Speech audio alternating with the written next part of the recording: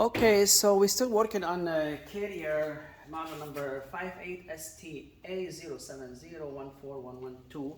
So I showed you in other videos how to remove the blower housing department, how to slide it out. So basically, in order to remove the motor, first you have to use this key. It's like a square. We call it service wrench, and the screw on the motor itself is also like a square. So you need to have either that. If you don't have that, you can use this guy here. It's an English wrench, I think they call it.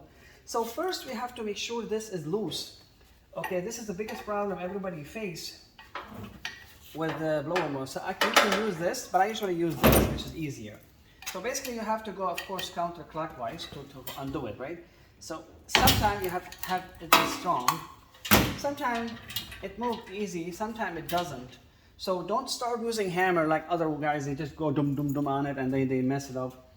Put a small drop of oil, okay, and use this key again. Use this flat surface of the shaft. Try to undo it. You just need to undo it, you know. See, now when it starts moving, keep moving it, and then you're gonna see it start moving back and forth. Now what I usually do, I move this and I drop some oil into the hole so the whole shaft will be lubricated. And then we're gonna try one more time. Let me see if you can see that. Sorry guys, good job. Okay, so you keep doing this. Now you see how it is loose. You just go like, see, you have to keep doing this to make sure it's loose, right? So now I want to make sure if I take the motor out from the other side, it will slide out, right? So it's still holding. You keep doing this as much as you can, and while you're spinning it, you're trying to push the wheel back and forth. See?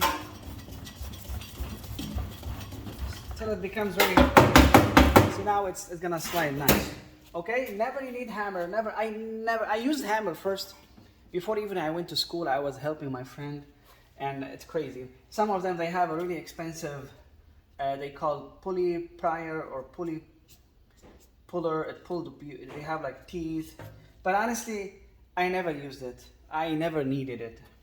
Only in some cases when somebody messed up the shaft really bad, and there's no way I can take it, I use that pulley. I bought it 20 years ago. I wish I can bring it sometime.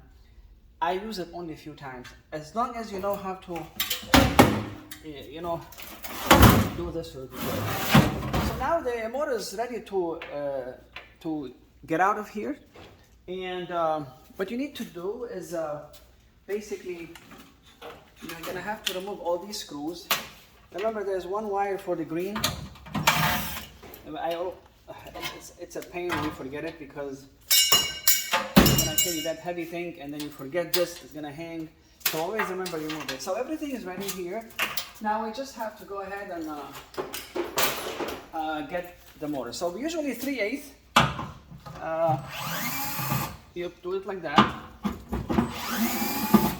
Right? And then the motor is out, okay?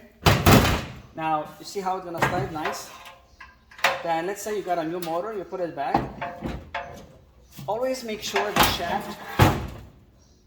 shaft is going where the mounting my screw is, okay? It's easier for you, but this one is easy. You can sometimes, if you put it in any direction, it will go. Sometimes it has a certain damage in it because of the screw, so you only have to go the surface of the shaft facing the mounting screw. So we put it back like that, and then now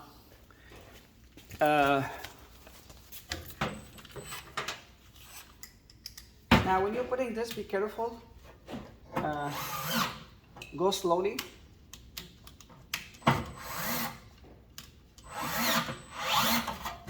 Don't go all the way to the end, because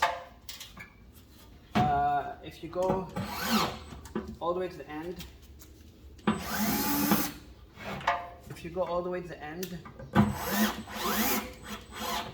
and you're not paying attention, you might strip the thread of the.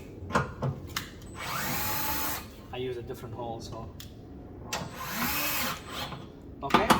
I usually when I finish, I give it a kick But if you want, if you're not, it's not your job.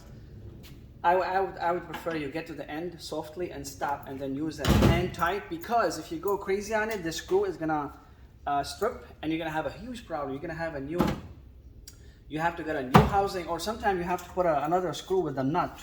It's very hard to put it here, so you can replace the screw that is already strip that is already, the plates are already stripped. Okay, so you put that, and then you put the, always when you get a new motor, always buy a new capacitor. Don't cheat on the capacitor. Only, it's anywhere between $10 to maximum $30 or whatever. I would never put this used one, no matter what.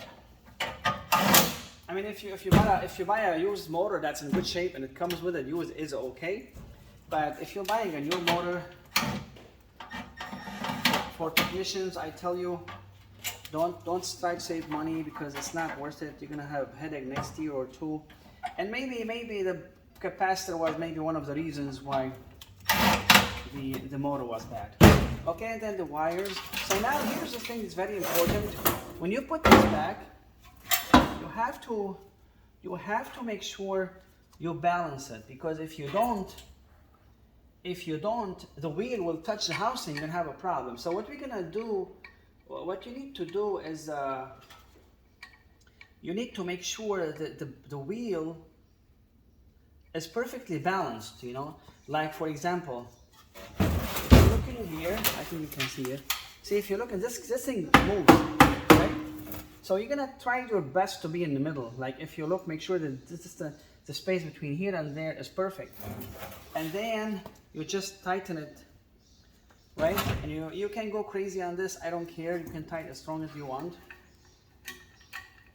Of course, don't get like a 12 inches wrench and you go to step on it. You don't have. But I mean, like you can go like this, like 1, 2, 3. I think that's good. 4. Always check before you put it. I know it's perfect, but check always like this.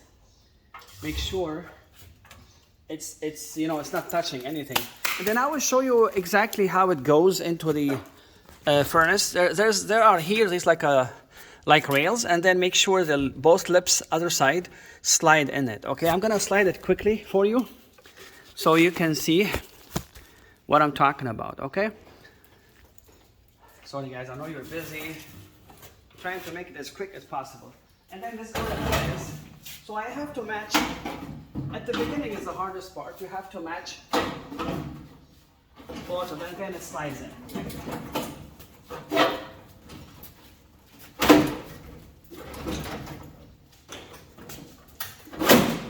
So that's basically what it is.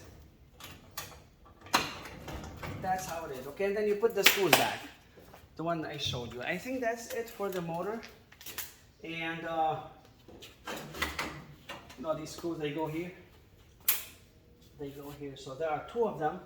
Make sure you go all the way in. Otherwise, if you're not gonna be able to put the screws. So make sure you push it all the way. Okay, that's it for today. For the blower. And later I'm gonna show you how to remove the heat exchanger.